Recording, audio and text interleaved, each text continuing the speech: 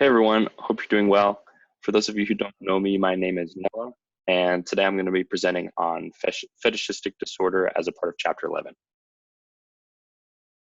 So just a quick outline, I'm going to be going over the definition of paraphilic disorders, which is important to understand fetishistic disorder as categorized as a paraphilic disorder, its definition and symptoms, diagnostic criteria, history, causes, treatment, ethical considerations, cultural considerations, and then discussion questions at the end.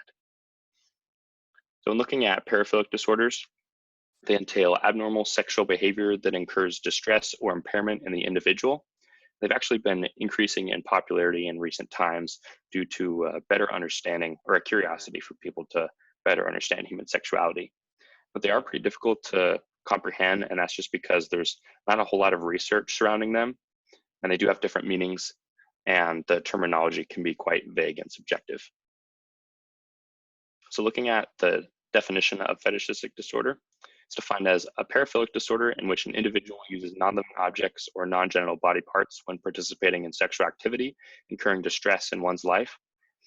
And it's important to note that criminal behavior isn't typically associated with the disorder, and its presentation is chronic, and it exists almost exclusively in males.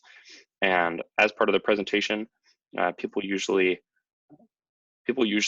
use the fetishistic object in a multisensory way, such as by touching or smelling the object.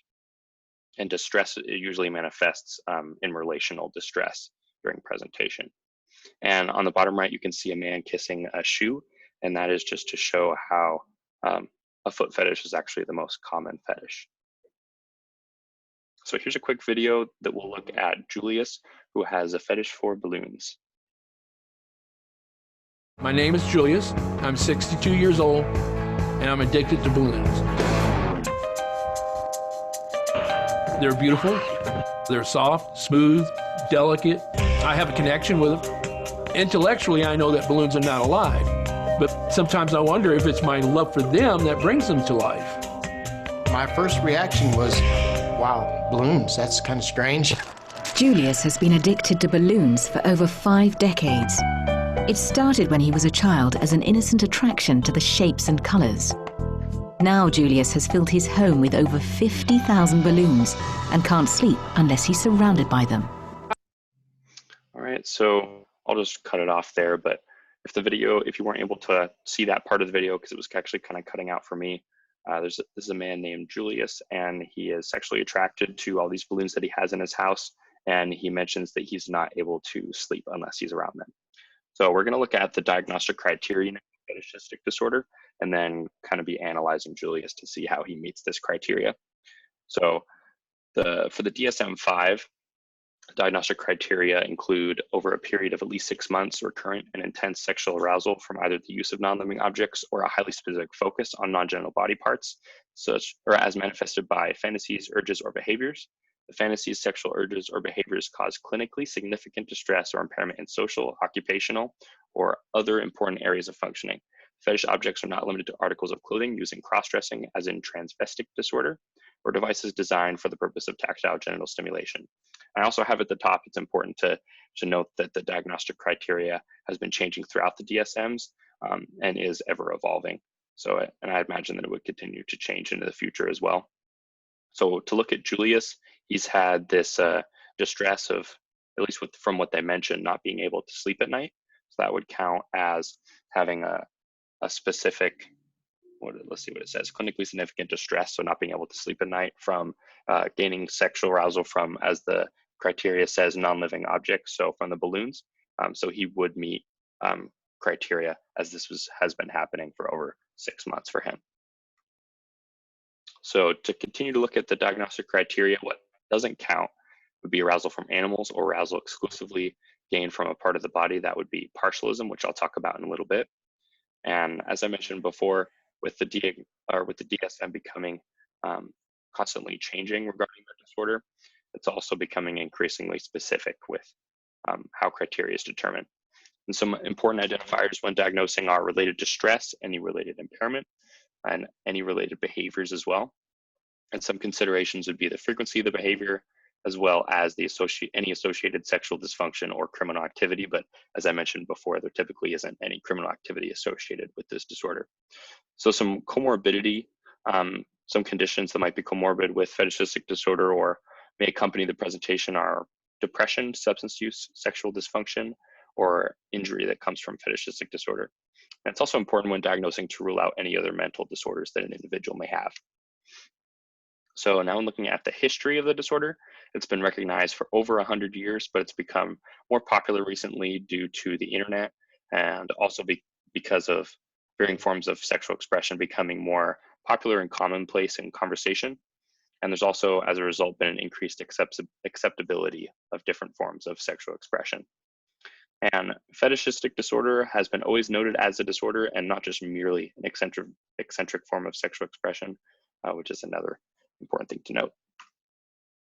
And so here I have listed some ways that all the ways that the DSM has changed in its definition of fetishistic disorder. I outline them here, each categorized by DSM-3, 3 revised, 4, and 5. So I'll post the PDF slides, and if you want to look specifically at these definitions and all the criteria, you can. But just to comment on some of the major differences is how fetishism was renamed to fetishistic disorder in the DSM-5. The time specificity that was added in the DSM-3 revised to include a period of over 6 months in which someone is being affected by this disorder, or as in fetishism as it was called then. And also partialism being separated from fetishism in the DSM-3 revised, in which partialism is defined as an exclusive arousal, sexual arousal gained from a part of the body, one part of the body, as opposed to fetishistic disorder including a part of the body and non-living objects. And there's also, regarding the history, a limited history due to a lack of controlled trials, lack of research, and then lack of consistent client complaints. So causes, while there are no definitive causes that have been identified, there are some correlative factors, which include object representation, which according to Freudian thought would be the object being representative of what one perceives to be a desired but unattained object, such as the woman's penis. And then the object meaning more than just representation. So the object becoming the actual object itself, that is used to gain sexual arousal and not just representing something that would. Childhood trauma, defense against anxiety, and an inclination toward an object early in one's life, such as someone having strong emotions for an object when they were younger. And so treatment, while there is not a lot of strong evidence to support the treatment options, there are a few case studies that have shown benefit of some treatment options, so I'll be going into those. But currently they do not have a lot of research surrounding them. So the goals of treatment are to decrease the intensity of the fetishistic arousal, increase interest in normative sexual behavior as negotiated with the partner, decrease shame associated with the erotic fixation, prevent victimization or illegal activity, for romantic or other interpersonal disturbances that are pervasive in a patient's social or occupational life. Sorry, I accidentally clicked the slide there. And then looking at therapy options. So I broke them down into options that are beneficial and then others that aren't as reliable or beneficial. So for looking at the ones that are beneficial, we have psychoanalysis and psychodynamic psychotherapy, behavioral activation and sensate focus therapy. And actually there was a case study where the last two in that section were used, and with the individual had fetishism comorbid with depression. And after treatment, the client could no longer be identified as having fetishism, which is super cool. And the treatment options for therapy that aren't as reliable would be cognitive behavioral therapy and learning and conditioning. Now there's also medication that can be used as a treatment option. And that includes serotonergic modulation and opioids and oxytocin, and naltrexone. And treatment should only be sought if an individual is in significant distress. And unfortunately, sex therapy is currently lacking research, but there's definitely room for more to be conducted in the future. Clinicians might want to also suggest new fantasies to clients, and also just ensuring client and clinician comfort with treatment, and taking a holistic approach is important as well. So looking at ethical considerations, the autonomy of the individual, which is the right of the person to decide their destiny, doing whatever they want sexually. Utilitarian issues, doing what serves the greater good, such as potentially preventing moral decline. The police power, such as the right of the state to protect its citizens, or protecting individuals from either being direct or indirect victims of sexual activities of others.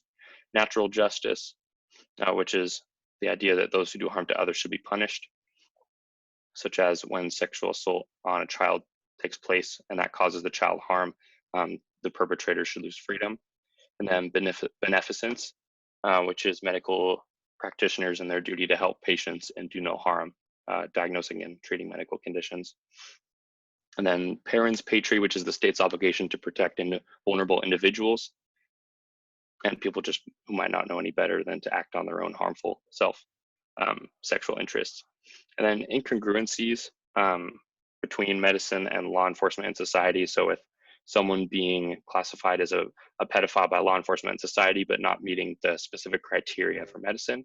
And I think I accidentally skipped over definitionally, but just the terms of recurrent and intense, those specific terms, among others, being quite vague and subjective, just in how people actually meet diagnostic criteria. And then the samples that were used for studies, mostly individuals who are in prisons or in required sex therapy groups.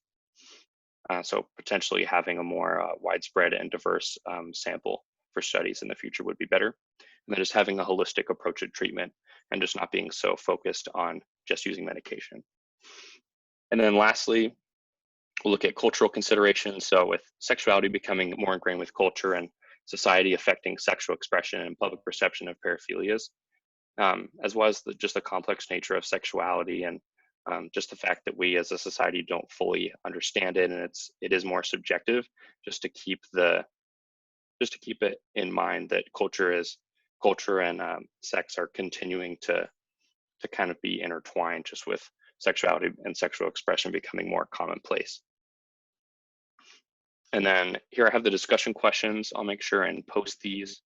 These will be included in the PDF of my presentation to post on the forum. And that's the end of my presentation. And thank you guys for your time.